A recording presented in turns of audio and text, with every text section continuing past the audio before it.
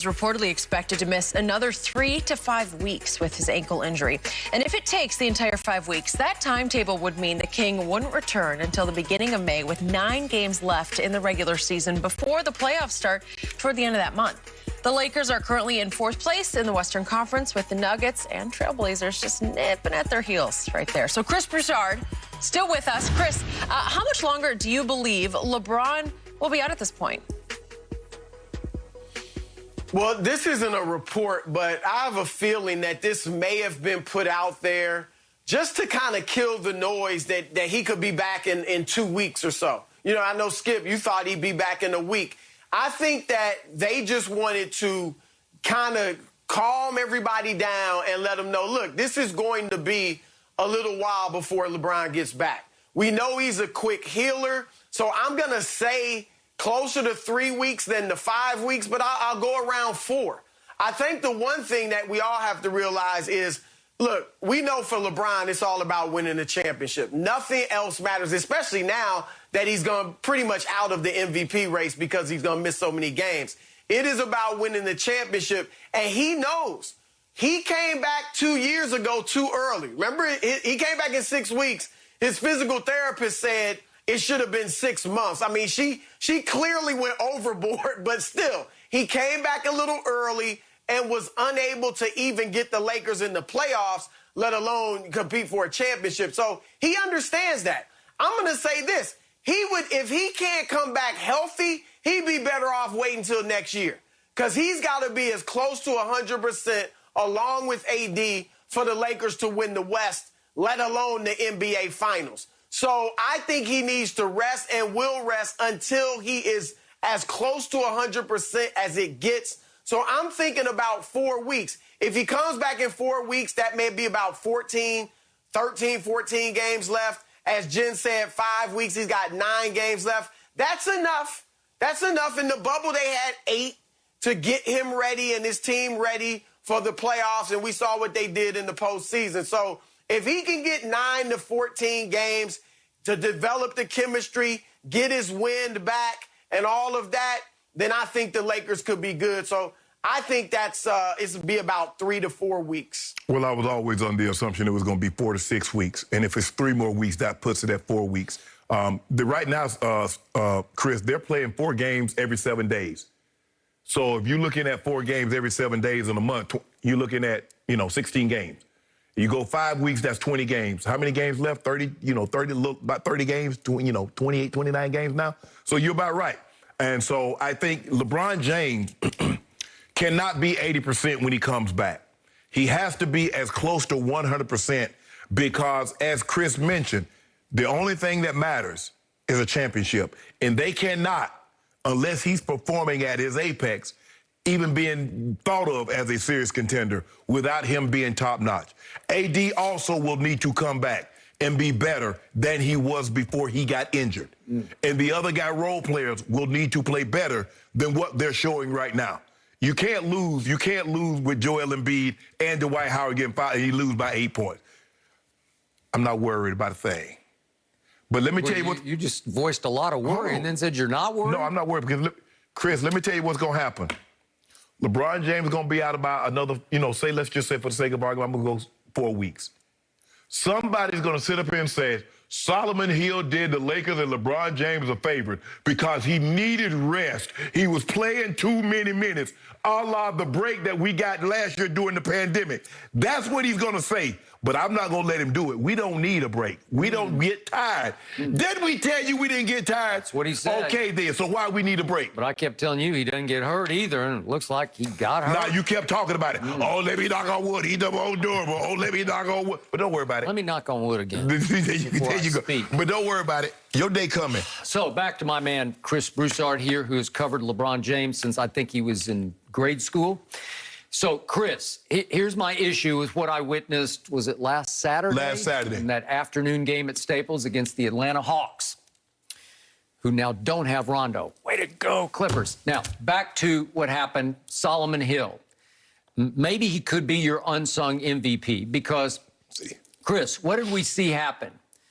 We saw Solomon Hill fall sort of gently into LeBron's planted right foot. We saw a high ankle sprain. We saw LeBron writhe on the floor for a little while and scream in ways Kuzma said I've never heard him scream before. But then he hopped up as I thought he would because he is Iron Man. He is the most durable superstar I have ever closely observed. And he began to walk on it. And then he played on it. He played an offensive possession. And right on cue, he hits a three from the corner. And after the three rips, he goes jogging back up the floor. And again, it's straight line jogging as opposed to planting and cutting side to side on the high ankle sprain. But the mere fact that he was jogging back up the floor told me, well, he's not that hurt. X-rays were negative. So nothing broke, obviously. Right.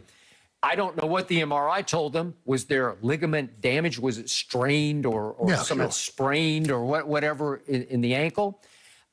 It's not LeBron-esque to have an injury like that when he walked off under his own power. So I thought, yeah, in a week or so, he'll be back. And Shannon's saying, no, it's going to be 4 to 6 weeks. Yeah. And now we have a report, and we could, as Chris suggests, discount it because it may be on the part of the Lakers trying to just ease everybody back and just say, hold on here. But it's possible he's not going to come back until May. Yeah. That means only 9 games would be left. Yeah. Well, I just don't know if you can get it back together, especially if you do get Drummond. And I don't know when AD's going to come back either, because that seems iffier than LeBron right now, because that involves an Achilles tendon, right? Yeah, once you just don't need any time. Yeah, my guy's a chef. He can still make the dish even after he retired for a little while. So back to you, Chris. Are you at all surprised that you watched LeBron jog and walk off under his own power? And now we're talking about maybe out until May? I was surprised. Like you said, he jogged. You know, LeBron, when he goes down, right? It's like Jim Brown used to do. Yeah, I agree. mean, he's so slow getting up, you think it's a season-ending injury, and then he's fine, you know? And I kind of thought that was the case. And when I saw him walk to the locker room, we've all had sprained ankles. You don't typically walk like that, nope. On a sprained ankle. I didn't think it was as bad, but I think this is a situation where the Lakers understand. Now, I'm not even going to say he could play on this if he had to, because I don't think that's the case. I think you got to take this injury seriously. But I also think they realize better to get him fully healthy than to bring him back. And, he can play. Bring him back when he's not fully healthy but could play and risk another injury, risk your body, other parts of your body overcompensating. So now you could get injured elsewhere and not be 100% going into the playoffs. So I think the Lakers are looking at this and LeBron as if it means resting and fall into the 8th seed, then so be it. Because look, guys, wherever they finish, they are going to have a rough time. If they were the 2nd seed, who would they open up right now with? Dallas?